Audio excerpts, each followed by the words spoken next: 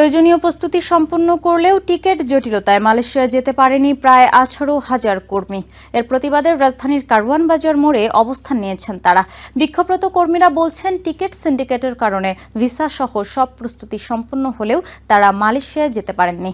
আগামী 20 ফেব্রুয়ারির মধ্যে সকল কর্মীকে পাঠানোর দাবি জানিয়ে কঠোর কর্মসূচিতে যাওয়ার হুঁশিয়ারি দিয়েছেন তারা। এদিকে মার্চ নাগাদ প্রবাসী কর্মীদের মালয়েশিয়ায় পাঠানো শুরু হবে বলে আশ্বাস দিয়েছেন প্রবাসী কল্যাণ সচিব।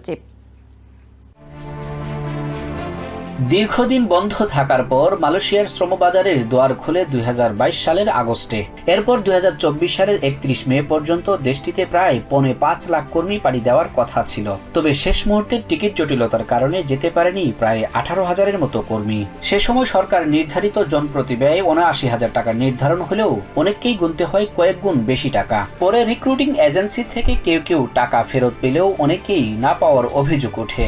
এমন বাস্তবতায় রাস্তায় আন্দোলনের নামে ভুক্তভোগীরা বুধবার সকাল থেকে কারওয়ান বাজারে অবস্থান নেন তারা। দ্রুত সময়ের মধ্যে মালয়েশিয়ায় পাঠানোর দাবি জানান তারা। রাস্তা অবরোধ করায় শুরু হয় তীব্র যানজট। তবে পুলিশি বাধায় রাস্তা ছেড়ে দিতে বাধ্য হয় আন্দোলনকারীরা। পরে মিছিল নিয়ে প্রবাসী কল্যাণ ভবনের সামনে অবস্থান নেন তারা। আগামী 20 ফেব্রুয়ারির মধ্যে কর্মীদের মালয়েশিয়ায় পাঠানোর দাবি জানান তারা।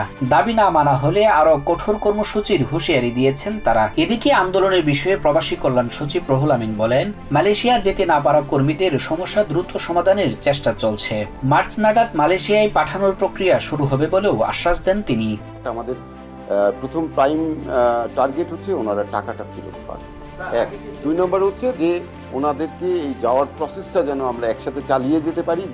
দিন শেষে ওনারা যদি যেতে পারেন, এইটা হবে সবচেয়ে বড় কাজ। সরকারি নীতি মেনে মালয়েশিয়ায় পাঠানোর পাশাপাশি নতুন করে অর্থ দেওয়ার বিড়ম্বনা যাতে তৈরি না হয় সে ব্যাপারেও আশ্বাস দেন সচিব। Sajjad Hossain, TVN 24 news desk.